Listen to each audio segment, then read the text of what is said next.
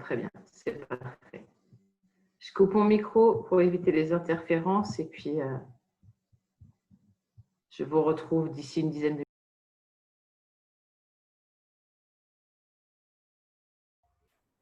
Allez. Bonjour.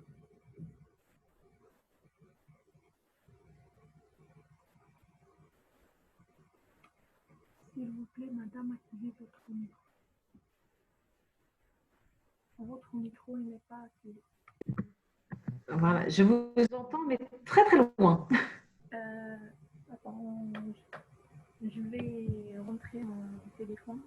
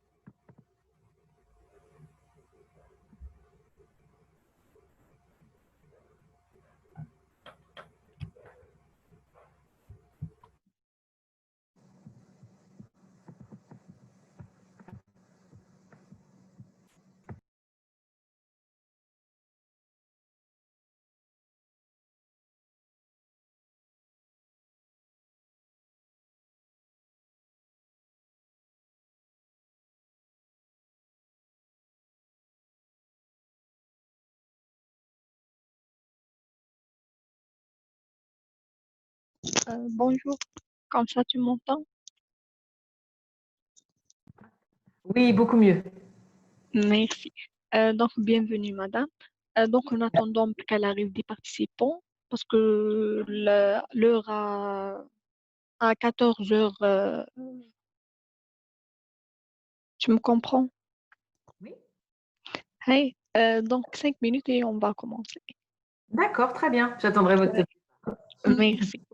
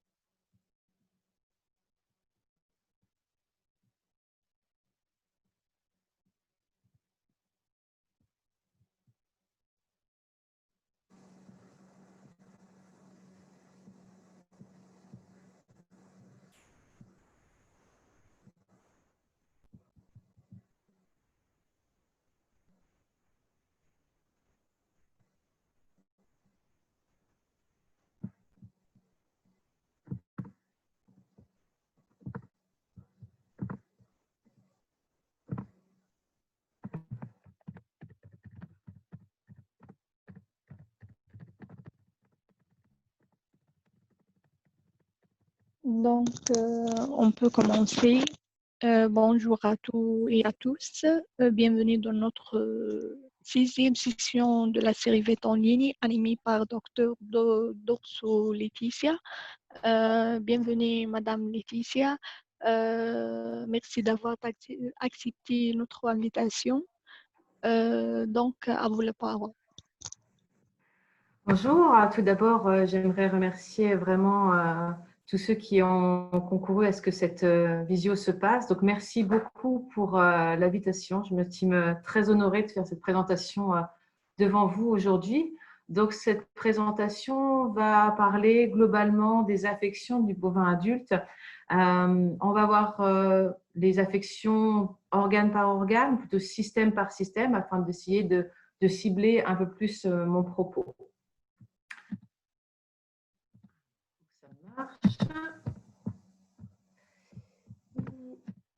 On va commencer par l'appareil digestif. Donc, tout d'abord, l'appareil digestif, vous le savez aussi bien que moi, commence par la cavité orale.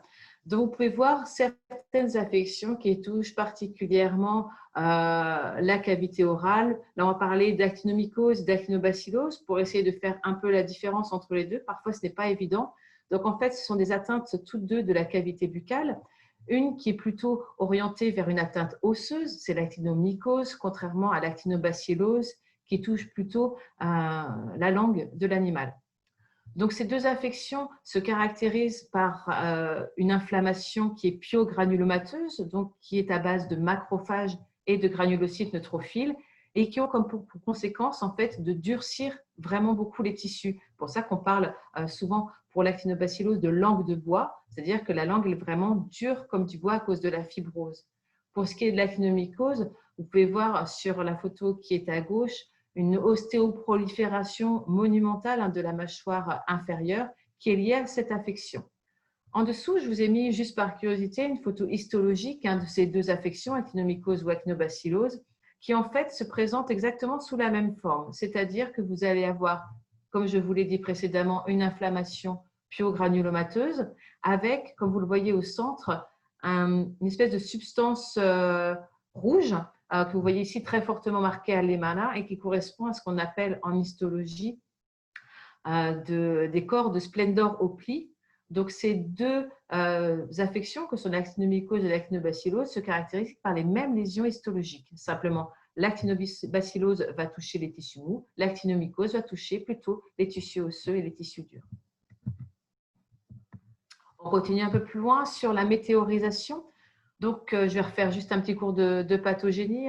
La météorisation, ça se définit par un défaut d'éructation qui peut être lié à une obstruction brutale de l'œsophage ou à des adhérences viscérales, des tumeurs, des abcès, qui concourent à former un obstacle à l'éructation des gaz de fermentation avec une météorisation aiguë qui peut causer la mort en quelques heures.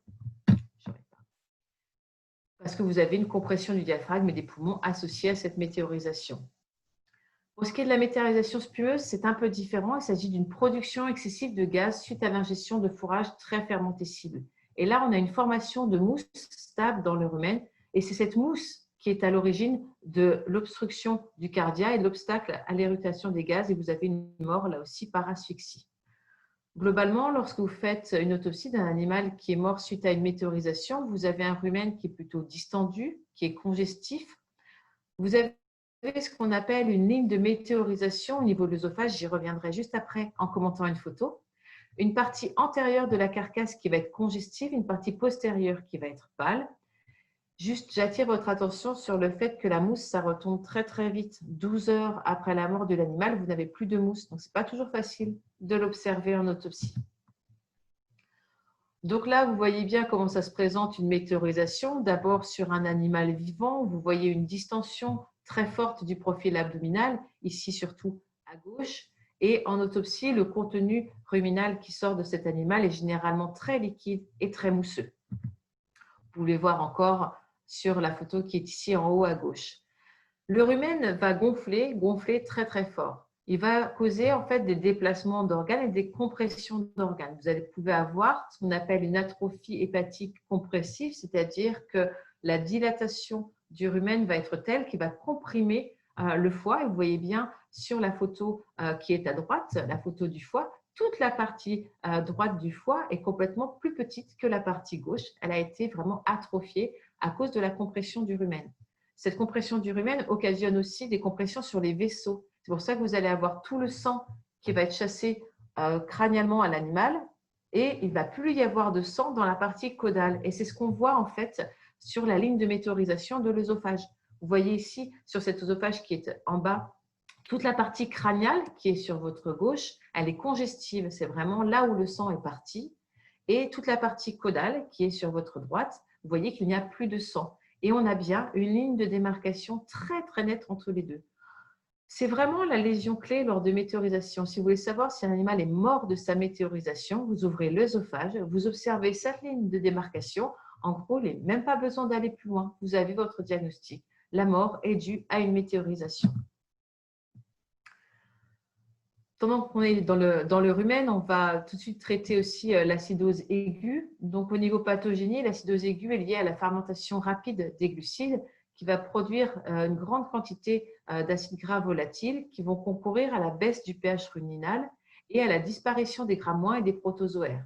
Cette disparition des grammes moins et des protozoaires va orienter la fermentation ruminale vers une fermentation lactique avec le passage d'acide lactique dans le sang, consécutivement une acidose métabolique, un appel d'eau, un choc hypovolémique et une déshydratation massive. Donc la déshydratation, c'est vraiment ce que j'ai voulu vous illustrer avec la photo que vous voyez ici, avec l'œil de la vache qui est vraiment très enfoncé dans son orbite, qui est creusé et qui est vraiment un signe fort de déshydratation. Macroscopiquement, à l'autopsie, ce que vous pouvez voir, c'est déjà sentir cette odeur très acide du contenu ruminal. Quand on fait beaucoup d'autopsies, lorsque le rumen a une odeur qui est particulière, ça nous choque assez rapidement. La consistance est généralement très aqueuse. La couleur est plutôt jaune à vert pâle. Si vous avez du papier pH ou que vous avez un pH mètre, vous pouvez vérifier que le pH ruminal est bien inférieur à 5,5. Vous pouvez avoir associé de la météorisation, de la déshydratation et bien sûr une ruminite congestive qui n'est pas très spécifique. Vous en voyez ici deux exemples.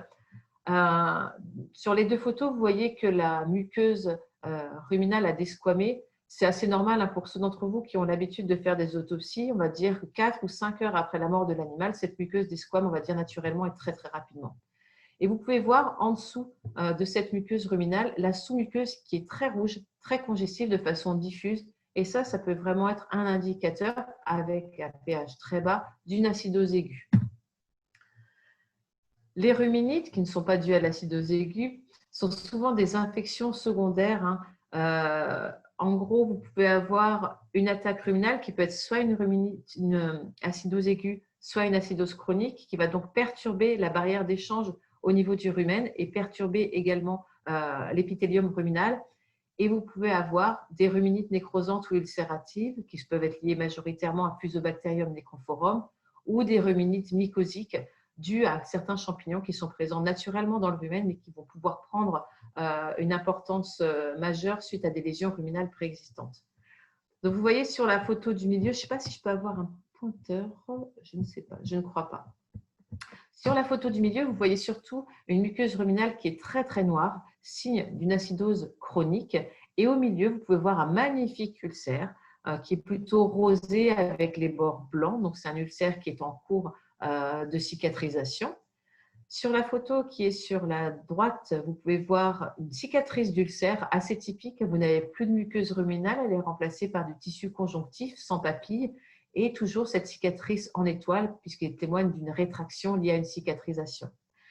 Sur la photo que vous voyez tout en bas, donc vous avez là aussi une muqueuse ruminale qui a été desquamée. Vous voyez directement la sous-muqueuse et vous voyez de multiples lésions plutôt rondes qui ont tendance à être coalescentes avec un centre de couleur marron qui est nécrotique et qui est bordé par un liseré congestif rouge. Ces lésions nécrotiques et hémorragiques, qu'on appelle en cible, sont quand même assez caractéristiques d'une lésion d'origine mycosique. Alors évidemment, une fois que la muqueuse ruminale est lésée par des ulcères, vous avez le passage potentiel de bactéries et de champignons à travers cette muqueuse ruminale qui, par la circulation forte, atterrit directement dans le foie. Vous pouvez avoir donc généralement une attaque du foie qui est diffuse puisqu'elle arrive par voie sanguine. avec comme sur la photo que vous avez sur la gauche, de multiples abcès, ou alors des hépatites nécrosantes, comme ce qu'il y a sur la photo de droite, avec toujours ce centre marron nécrotique, un liseré beige qui commence à être de la cicatrisation et toujours tout autour une congestion marquée. Donc là, ces hépatites nécrosantes, vous voyez, le contour est très déchiqueté, le contour en carte de géographie est assez typique d'une hépatite nécrobacillaire à Fusobacterium necrophorum. Un petit point sur la BVD, parce que nous, on en voit encore un petit peu quand même.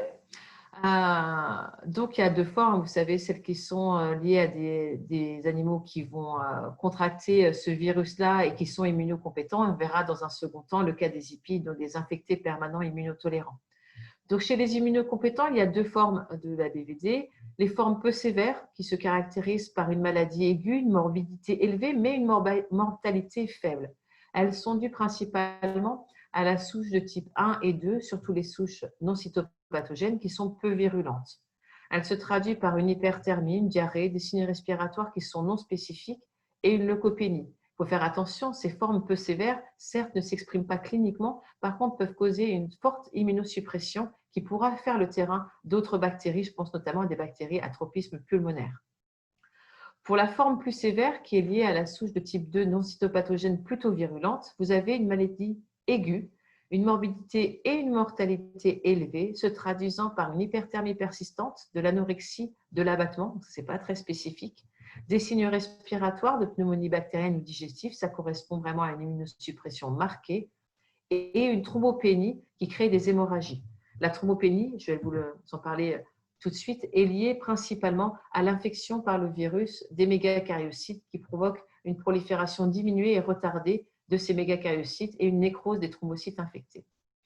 Vous avez donc, comme je vous le disais, lié à ce virus de la BVD sur des immunocompétents, une destruction des lymphocytes B et des lymphocytes T qui est à l'origine de la lymphopénie, une neutropénie et une dysfonction macrophagique. On comprend donc que ces animaux sont plutôt prompts à développer des maladies de type bactérien de surinfection. Donc voilà comment ça se présente, la thrombocytopénie. Vous voyez des hémorragies multifocales qui sont de taille variable, qui vont aller de la pétichie à des véritables suffusions.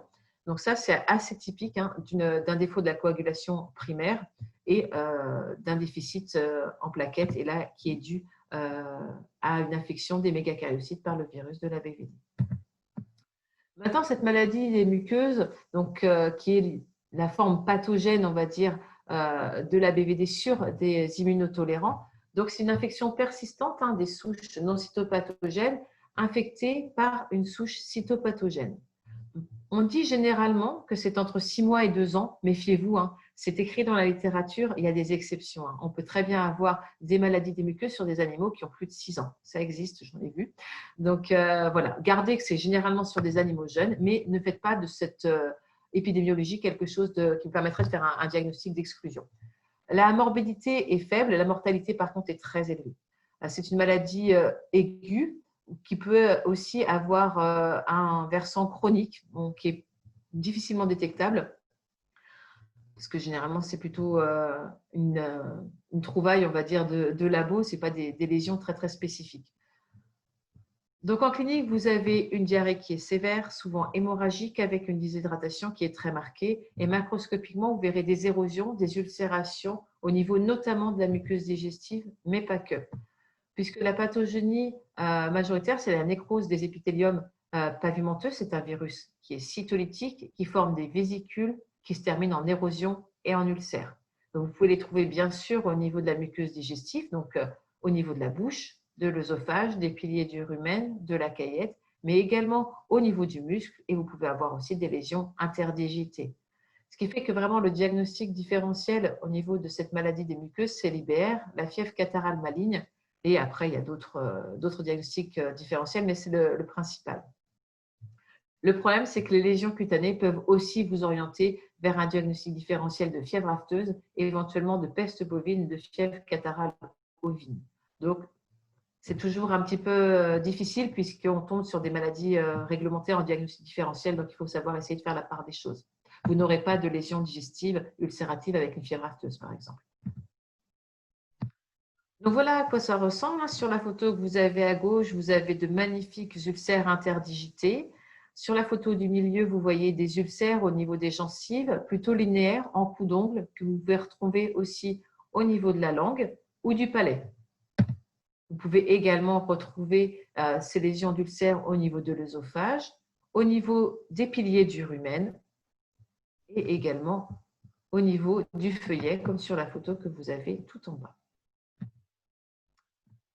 Donc, je reviens très vite sur la pathogénie pour cette maladie des muqueuses. Vous savez que le virus de la BVD a tendance à vraiment diminuer les défenses immunitaires qui vont permettre le développement de pneumonies, notamment de pneumonies bactériennes secondaires. En lésions respiratoires, vous avez de la trachéite, de la bronchite et de la bronchiolite nécrosante et bien sûr la bronchopneumonie bactérienne secondaire. Ce qui vous avez, qui est assez typique, encore faut-il le remarquer, c'est la nécrose des plaques de Peyer. Donc, le diagnostic différentiel, là, c'est juste la peste bovine. Vous pouvez avoir également une atrophie du thymus, une entérite catarrhale et une colite fibrino-hémorragique ou fibrino-nécrotique. Je vais vous montrer un peu à quoi ça ressemble. Donc, vous voyez sur la photo qui est le plus à gauche, c'est en fait une plaque de Peyer. Donc, vous voyez ici un tissu nécrosé qui a une forme globalement ovoïde bien délimitée, puisqu'en effet, cette nécrose ne touche que les plaques de Peyer. Et sur la photo de droite, vous avez en gros plan une colite nécrotico-hémorragique assez marquée. Revenons à d'autres pathologies digestives, la paratuberculose. Donc, son étiologie, c'est Mycobacterium avium subspecies paratuberculosis. La pathogénie, c'est donc une contamination par des fécès de l'eau ou de l'aliment. Et ça passe également par le colostrum et par le lait. Cliniquement, c'est assez aisé d'avoir une suspicion de paratuberculose. Vous avez un animal qui est en diarrhée, qui va être très fortement amaigri, qui va avoir une hypoprotéinémie, mais qui va avoir un appétit conservé. Ça, c'est pour faire le diagnostic différentiel entre une maladie chronique, comme par exemple une péritonite, qui pourra également provoquer une diarrhée et un amaigrissement. Il n'y a pas d'hyperthermie dans la paratuberculose. Macroscopiquement, ça se traduit par une entérite, une lymphangite et une lymphadénite granulomateuse. C'est une mycobactérie. Donc, qui dit mycobactérie dit afflux de macrophages. Il est noté dans la littérature des granulomes hépatiques et pulmonaires aussi, j'en ai jamais vu. Ce que j'ai vu plus souvent, c'est des calcifications de l'aorte et de l'endocarde, et je vais y revenir.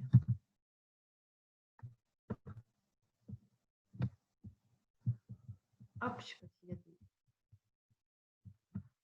Donc là, vous voyez vraiment la vache typique de paratuberculose qui a une diarrhée qui repeint littéralement les tables et qui va arriver à un amaigrissement très très fort.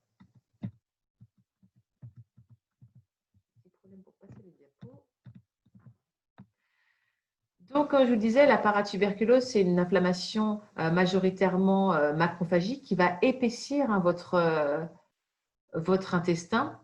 Donc, vous voyez, cet intestin va présenter un aspect plutôt blanchâtre avec des replis très, très nombreux qui, malgré la traction que vous pouvez assurer sur la muqueuse intestinale, ne vont pas partir.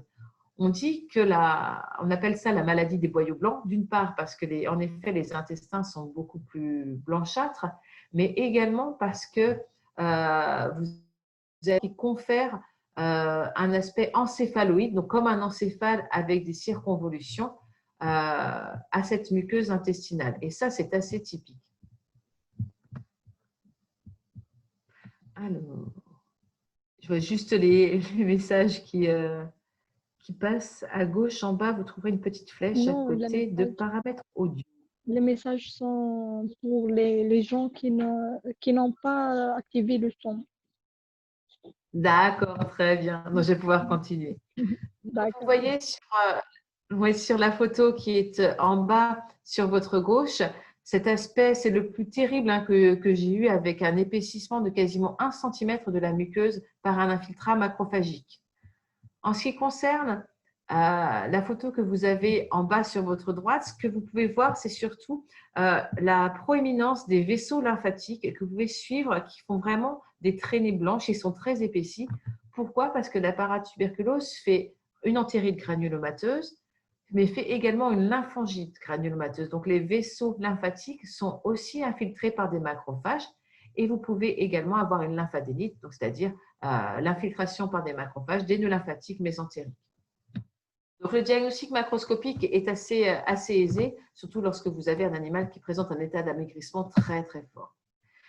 Pour ce qui est des calcifications de l'endocarde, donc vous le voyez ici au niveau du ventricule gauche sur la photo qui est tout en haut à gauche. Et vous pouvez voir aussi ces calcifications. C'est des lésions, comme vous le voyez, qui sont un petit peu en surélévation, qui vont crisser sous le scalpel.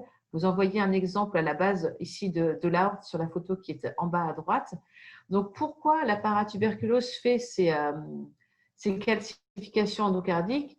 En fait, on ne sait pas exactement pourquoi. Si on fait une analogie avec la médecine humaine, il est décrit ces calcifications endocardiques dans des maladies comme la sarcoïdose pulmonaire chez l'homme, c'est-à-dire une maladie qui fait intervenir beaucoup de macrophages. Et dans le cas de la sarcoïdose humaine, il a été montré qu'en fait, les macrophages synthétisent un peptide qui est dit parathormone-like, donc qui va avoir un effet parathormone d'hypercalcémie. Et donc, ça pourrait être une conséquence d'une maladie macrophagique très intense. L'entérotoxémie, donc ça, c'est un gros pavé. Ce n'est pas toujours un diagnostic très facile à émettre. Donc, ça correspond à une intoxination par les toxines de Clostridium perfringens qui touche principalement les animaux gras à l'engrais qui ont subi soit un stress du transport, par exemple, soit un changement brutal d'alimentation, soit les deux aussi. Donc, macroscopiquement, ce que vous avez, c'est une putréfaction rapide et intense des anses intestinales, à condition d'arriver dans un délai post-mortem assez court. Ce que vous pouvez voir très facilement, ce sont des lésions hémorragiques et des épanchements cavitaires qui sont liés à la toxicité endothéliale de cette toxine de Clostridium perfringens.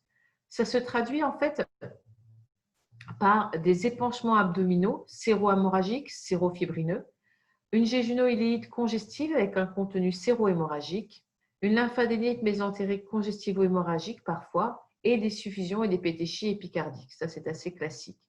Et vous pouvez voir associer une dégénérescence diffuse, marquée et précoce du foie, là encore, si vous êtes dans les conditions d'effectuer un examen post-mortem assez rapide. Donc, voilà comment ça se présente macroscopiquement. Vous pouvez avoir une entérite segmentaire, rouge, congestive, qui généralement est bien délimitée, qui peut être aussi diffuse, mais généralement c'est plutôt segmentaire et le segment peut aller de 20 cm de long à 6 mètres. Ça n'a pas d'importance en fait. Du moment que vous avez une entérite segmentaire hémorragique, pensez toujours à l'entérotoxémie. Lorsque vous ouvrez ces anses intestinales, le contenu est hémorragique et la muqueuse est très rouge. Vous avez aussi un animal qui présente une toxicité endothéliale, donc vous allez avoir une CIVD, c'est-à-dire des pétéchies et des suffusions partout sur l'animal. Et puis des épanchements cavitaires. Donc ces épanchements sont principalement chez le bovin péricardiques, mais ils peuvent être également thoraciques ou abdominaux. Donc lorsque vous avez une autopsie et que vous voyez qu'il y a un épanchement au niveau des cavités, vous le récoltez dans un seau, parce qu'au départ c'est plutôt séreux et filant. Vous le laissez de côté et vous y revenez à la fin de votre autopsie. À la fin de votre autopsie, il a l'aspect qu'il y a sur la photo de droite, c'est-à-dire un aspect gélatineux puisqu'il a pris en masse avec l'exposition à l'air libre. Donc ça, c'est assez typique d'un exudat sérofibrineux très riche en globulines, donc qui est compatible avec une entérotoxémie. Donc, je vais juste revenir un dernier mot sur l'entérotoxémie. Donc, c'est pas facile, c'est souvent un diagnostic d'exclusion parce qu'on n'a pas toujours les moyens de confirmer une entérotoxémie. La seule façon de conclure à une entérotoxémie, on va dire à coup sûr, c'est de faire un prélèvement de contenu intestinal et de les mettre en culture pour faire un dénombrement.